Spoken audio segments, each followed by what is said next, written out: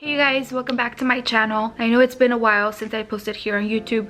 I'm sorry that I'm not my usual like outgoing and like loud, obnoxious self. I never in a million years thought I would ever be doing this video because I am only 20 years old. And I want you to keep in mind that I'm not doing this for attention in any way, shape, or form. I know I don't have to explain myself to anyone. The number one reason why I am doing this is first and foremost, I want to give God all glory and all the honor that he deserves.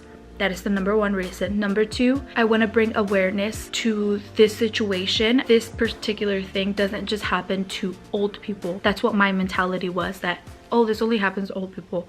Why should I worry? I want to explain to you guys you know, what happened, where I've been, and what I am doing. Again, I know that really isn't anybody's business, but I choose to tell you guys. If you're new here, don't forget to subscribe down below. And without further ado, let's get right into today's video. Para aquellos que nada más hablan español, voy a tratar de hablar en español lo más que pueda, pero este video se me va a hacer un poquito más difícil hablar en español porque hay algunas palabras que no sé cómo decirlas en español, pero voy a hacer lo mejor. Como muchos se han dado cuenta, no he publicado casi en ninguna red sociales, así se dice, en ninguna red social. Y este video voy a explicar más o menos qué fue lo que pasó, qué está pasando, qué estoy haciendo. Primeramente quiero decirte las 3 razones por las cuales estoy haciendo este video. Primeramente quiero darle la gloria y honra a Dios porque Él es el único que se merece toda gloria y toda honra en todo momento, especialmente en este video. Segunda razón es, no sé cómo se dice la palabra awareness, no sé si lo estoy diciendo bien, pero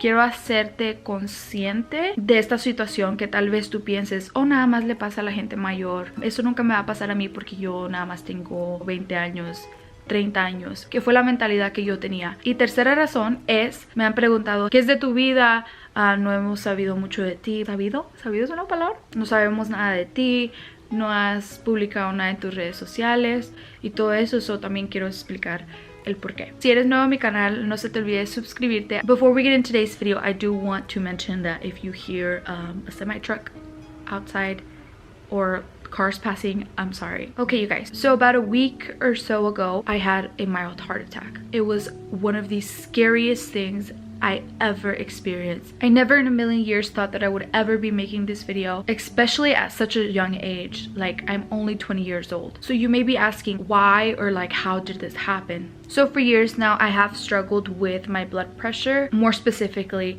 high blood pressure. It was Thursday, May 28th, afternoon, like evening-ish. I want to say it was like 3:30, 4 o'clock, I think. I ate Church's chicken, fried chicken, which is not the best food to eat, right? After I was done eating the chicken, I didn't feel the best. I felt nauseous. Me cayó pesado la comida, basically. And it made me like really tired and just not the best feeling in the world, right? So I came here and I laid down here on the couch. I stayed here for about an hour or so, I want to say. And so after I felt a little bit better, I didn't feel like 100%. I felt good enough to like do things here around the house. I needed to clean, I needed to vacuum, clean the floors, the kitchen, all of that, right? Weirdly enough, I started from the living room. I started like picking up the living room and I was like, I'm gonna vacuum first, which I never do, but that day I was like, I'm gonna vacuum first. And so I pulled out the vacuum. I vacuumed like half of the living room, and as I'm vacuuming, I started feeling like very lightheaded and nauseous. My heart was racing like really bad. It literally felt like it was going to explode because of how fast it was pumping or beating. As I'm feeling all of these things, I threw the vacuum like to the side. I threw it on the floor and I just stood there and I felt my body becoming like very numb and weak, and I had this like excruciating pain in my chest that I cannot explain because it was a pain so horrible. And I had this pain like going through my arm, my left arm, which all of these are symptoms of having a heart attack, but never did I ever think or did that ever cross my mind that, oh, I'm having a heart attack. No. Until this day, this arm still hurts. So I'm standing there and I'm becoming very weak. Very weak. I felt like at any point I was gonna fall to the ground because I didn't have any more strength to stay standing. So I just threw myself on the ground myself, and it was just this pain, and I was shortness of breath. I could barely catch my breath. and it was very scary, and I was here alone at the house. So that freaked me out. I fell into panic and I started shaking like really bad because I was like trying my best to catch my breath and stay alive. And I'm freaking out because I'm here alone. Sam is on his way home, but he is still about an hour out or so. And I'm like literally dying. At this point, I can't feel my hands anymore. My hands literally stayed like this, like dinosaur hands. I don't know. They literally stayed like that. And they were numb. I could not feel them. I could not feel like half of my body at this point. I'm trying my best to like stay awake. And this eye started like closing on me. My mouth was like very numb and my jaw started like clenching up really bad. My back started hurting, my neck, like everything came at once. So my phone is here on this coffee table. Like I was able to like drag myself to grab my phone. So I ended up calling my husband, Sam. I know you may be thinking, why would you call him? He's on the road, like you're gonna freak him out. He drives these big old trucks, like he could have an accident. And I know now thinking about it, that probably wasn't the best choice to make at the moment, but I was in panic. I was freaking out. And I really wasn't thinking, you know, it's selfish of me because I was just thinking about me and about me being okay and alive, but I wasn't thinking of me putting his life in risk. If I could go back, I would probably do that differently, but unfortunately it already happened. So I called him and I'm like trying to get words out of my mouth, but I barely could say like 2 words when I would like because I was trying to catch a breath to just talk and explain that I need help. Please help me. That I think that's all I could tell him is like, I can't breathe. Please, I need help. He was trying his best to calm me down. I know that he was freaking out himself because I could hear it in his voice, but he was doing his best to also keep me calm and trying not to panic more than I already was. He tells me, call 911, you know, call an ambulance, call help. But I could not remember, for the life of me, I could not remember 911. I ended up hanging up on him and I called 311, and I believe that is the city. Thank God I was able to get someone on the phone. I was telling her like, please send an ambulance, please, like I need help. I cannot breathe. I'm in so much pain. She quickly like responded and she was like to not hang up on her, to try to stay on the line. Long story short, I ended up hanging up on her. I called Sam again and he said, I called my mom and my brother should be on their way. I'm like, okay, I hang up on him. Then I call my friend Stephanie. I'm freaking out. I'm like telling her, please come, like I need help.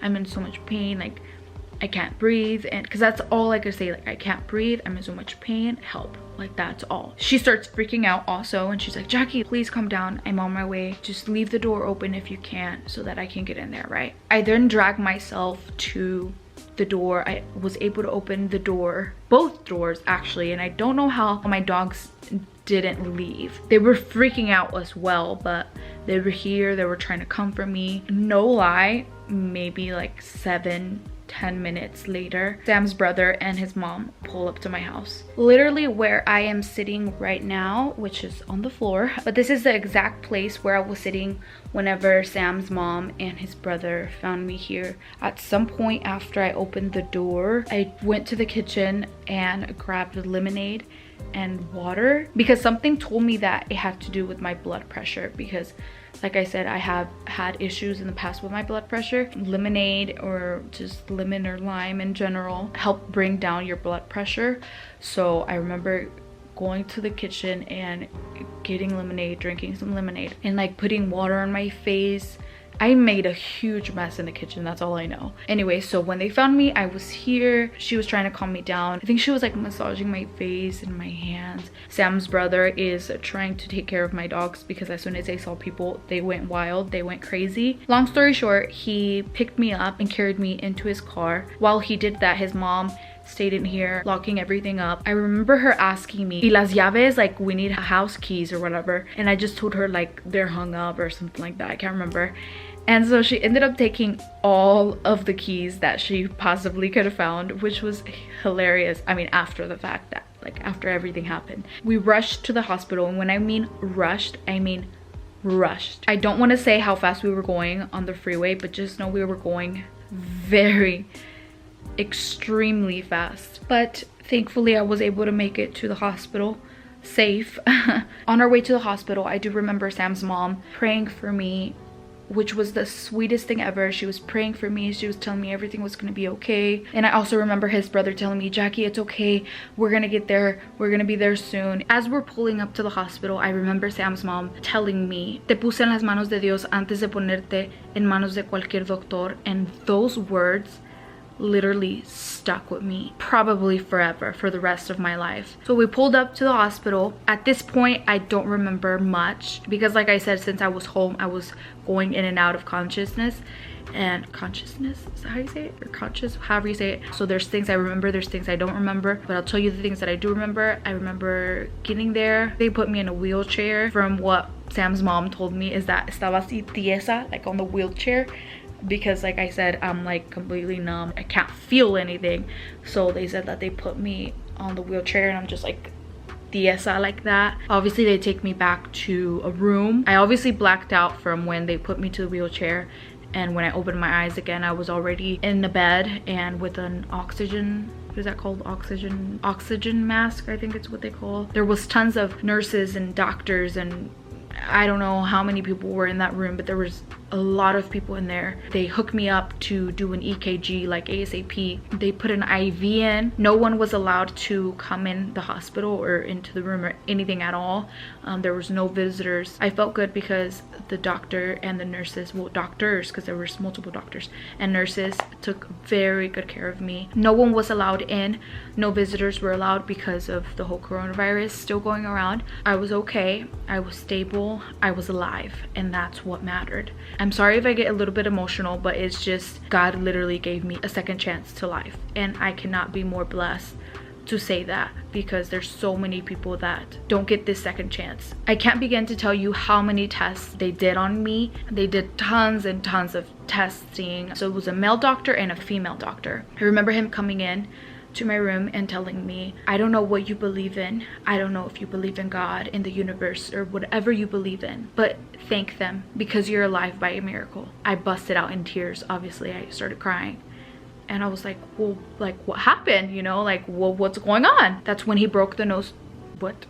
Broke the nose? And that's when he broke the news to me, telling me that I had a mild heart attack and that this obviously could have killed me instantly. And he said the #1 cause of this mild heart attack was my blood pressure. My blood pressure skyrocketed. Heart attacks in young people, or people that are younger than 40 years old, I believe he said, kills them like that versus someone that is 60 years old, which is insane. And at that point, again, I was reminded that God has a plan. He has a purpose for my life. Man, there's so many things I want to say because I believe everything happens for a reason, right? He has showed me time after time after time, and there's no doubt in my mind that it was God and only God.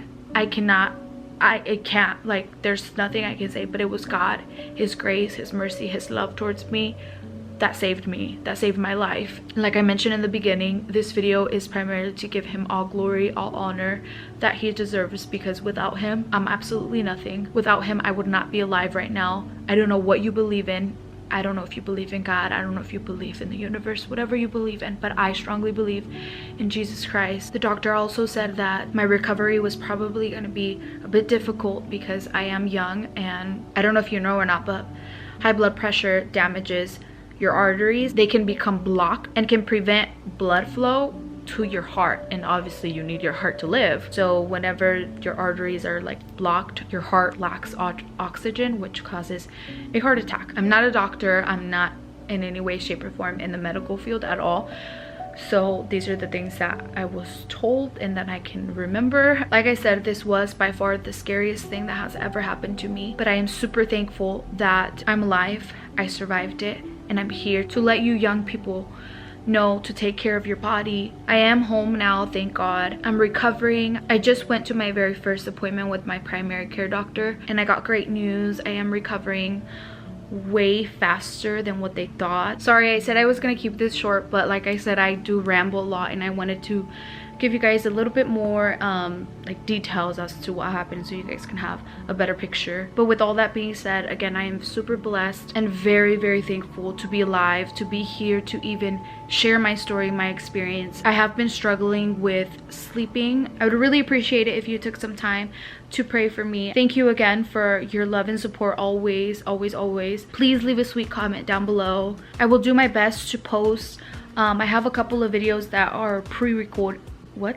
I'm gonna try to do my best to post videos that were already pre-recorded before this whole thing happened. Thank you so much for tuning in to today's video. God bless you guys, and I'll see you guys in my next video. Bye.